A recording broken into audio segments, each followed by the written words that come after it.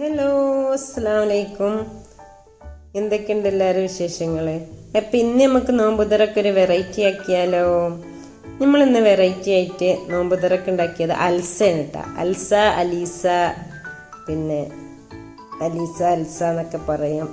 അത് കണ്ണൂക്കാരുടെയും സൗദികളുടെയൊക്കെ ഒരു ഫേവറേറ്റ് ഫുഡാണ് അൽസ.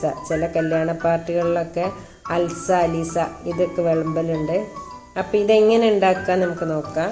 2 കപ്പ് ഗോതമ്പാണ് കേട്ടോ ഞാനിവിടെ. കുത്തിയ ഗോതമ്പും കൊണ്ടുവന്നതായിരുന്നു. 2 കപ്പ് ഗോതമ്പാണ് ഞാനിവിടെ എടുത്തത്.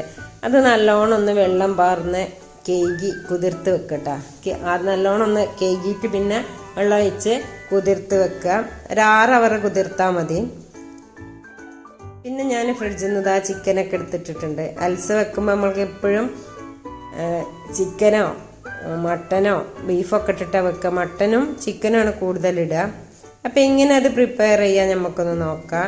ഞാനതൊരു കുക്കറിലോട്ട് ഇട്ടെടുത്തിട്ടുണ്ട്. നമ്മൾ ആ കുതിർത്ത് വെച്ച ഗോതമ്പ് കുക്കറിൽ ഇട്ടെടുത്തിട്ടുണ്ട് കേട്ടോ. വെരി സിമ്പിൾ ആട്ടോ. പഴയ പോലെ ഇളക്കി ഉണ്ടാക്കൊന്നും വേണ്ട. മുമ്പ് അൽസ വെക്കച്ച ഭയങ്കര റിസ്ക് ആയിരുന്നു. അത് ഇളക്കി ഉണ്ടാക്കണമായിരുന്നു. അതിലേക്ക് ഞാനൊരു 1/2 വലിയ സവാള കട്ട് ചെയ്തിട്ട് 2 വെളുത്തുള്ളി ഇട്ട്, പിന്നെ അതിലേക്കൊരു കഷ്ണം പട്ട കഷ്ണം കൂടി ഇട്ട്, 2 ഏലക്കായ, 2 ഗ്രാമ്പും കൂടിയാണ് ഇട്ട് കൊടുക്കുന്നത് കേട്ടോ. ഇത്രയാണ് സ്പൈസസ് ഇട്ട് കൊടുക്കുന്നത്. കൂടണ്ട കേട്ടോ. കുറേശ്ശെ അളവിൽ മതി. കൂടിയ കുത്തായി വരും. പിന്നെ അതിലേക്ക് ഞാൻ കേക്ക് വൃത്തിയാക്കിയ ചിക്കനും കൂടി ഇട്ട് കൊടുത്തിട്ട് നല്ല കേക്ക് വൃത്തിയാക്കിയിട്ട് വേണം ഇട്ട് കൊടുക്കാൻ.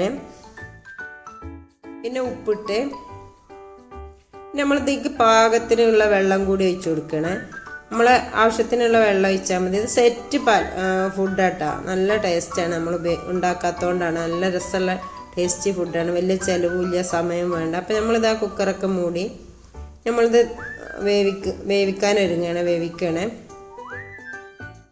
അപ്പം ഇതാ നമ്മുടെ ഗോതമ്പ് ഞാൻ ചെറിയ സിമ്മിലാട്ട് ഇട്ട് കൊടുത്തത്. ചെറിയ സിമ്മിൽ തിളച്ചതിന് ശേഷം സിമ്മ് ചെറുതാക്കി ഗ്യാസിൻ്റെ ബർണർ ചെറുതാക്കി ഇട്ട് കൊടുത്ത് അങ്ങനെ കുറച്ചധികം നേരം ഗോതമ്പ് വേവണമല്ല, ഗോതമ്പും ചിക്കനും വേവാനുള്ള ഒരു സമയം ഇട്ട് കൊടുത്തിട്ടാണ്. ഇനി ഞാൻ അതിലെ ചിക്കനൊക്കെ അങ്ങോട്ട് മാറ്റിയിട്ടുണ്ട്. അതൊന്ന് തണുക്കാൻ, ചിക്കനൊക്കെ മൊത്തം തണുത്ത് വരുമ്പോഴേക്കും നമുക്കൊന്ന് ഉള്ളി ഫ്രൈ ചെയ്തെടുക്കട്ടോ. ചിക്കനും വേണം ഗോതമ്പും വേണം. നമുക്ക് നല്ലോണം ഒന്ന് തണുത്ത് വരും കേട്ടോ. നല്ല വെന്തതാണെങ്കിലും കൂടിയിട്ട് നമുക്കൊന്ന് പേസ്റ്റായി വരണമല്ലോ.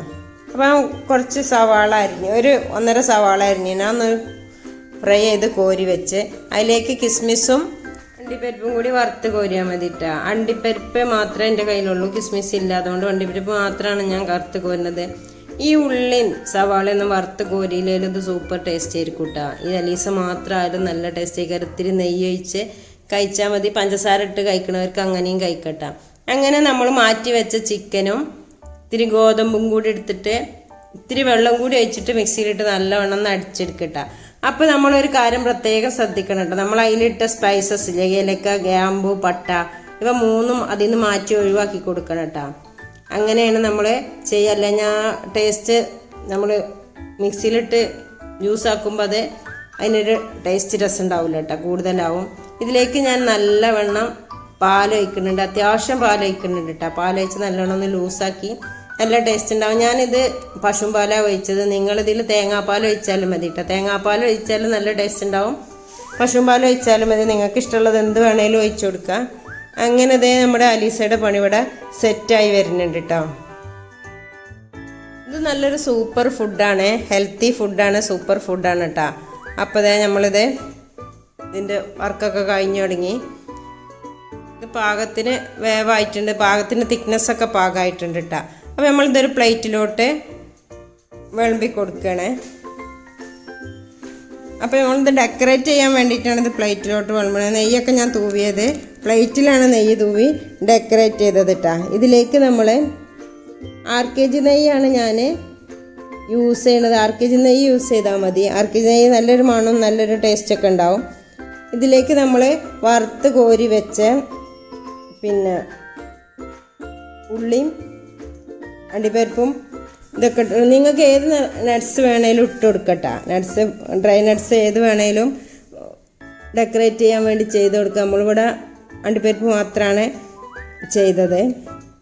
ഇങ്ങനെയൊന്നും ചെയ്തില്ലെങ്കിലും അലീസ മാത്രമായാലും ടേസ്റ്റ് ഉണ്ട്. അപ്പോൾ ഇന്നത്തെ നോമ്പ് തുറക്കൊരു സൂപ്പർ ഫുഡ് തന്നെ ഉണ്ട്. ഇതിലിത്തിരി പഞ്ചസാരയും കൂടി ഇട്ടിട്ട് കഴിച്ച അടിപൊളി ടേസ്റ്റ് ആയിരിക്കും. ആ നെയ്യിൻ്റെ ടേസ്റ്റിൽ പഞ്ചസാരയും കൂടി ഒക്കെ ഇട്ടെടുക്കുമ്പോൾ മക്കൾക്ക് ഭയങ്കര ഇഷ്ടമായിരിക്കും കേട്ടോ. പഞ്ചസാരയൊക്കെ ഇട്ടെടുക്കുമ്പോൾ നമ്മൾ വലിയവരെന്തായാലും പഞ്ചസാര ഒഴിവാക്കുമല്ലോ. അപ്പം പൊതുവെ എല്ലാവരും പഞ്ചസാര ഒഴിവാക്കിയിട്ടുണ്ട്. അപ്പോൾ ഈ ഒരു ടേസ്റ്റ് നിങ്ങൾക്ക് നോമ്പിന് ഇഷ്ടപ്പെട്ടു കേട്ടോ. ഇത് നിങ്ങൾ എന്നും പത്തിരി ഇടുന്ന നമ്മൾ ഇന്നൊന്ന് വെറൈറ്റി ടേസ്റ്റ് പിടിച്ചു നോക്കിയേ. അപ്പോൾ ഇത്രയേ ഉള്ളൂ കേട്ടോ ഇന്നത്തെ വീഡിയോ. ഇതൊരു ഹെൽത്തി ഫുഡാണ്, സൂപ്പർ ഫുഡാണ്. മുമ്പ് ചെയ്തിരുന്ന പോലെ ഇത് ഇളക്കി ഉണ്ടാക്കൊന്നും വേണ്ട. ഇപ്പോൾ വെരി ഈസിയാണ്, വെരി ടേസ്റ്റിയാണ്, വെരി ഹെൽത്തി ഫുഡും കൂടിയാണ് കേട്ടോ. അപ്പോൾ ഈ എൻ്റെ അലീസയുടെ വീഡിയോ ഇഷ്ടപ്പെട്ടെങ്കിൽ ഒന്ന് സപ്പോർട്ട് ചെയ്യണേ.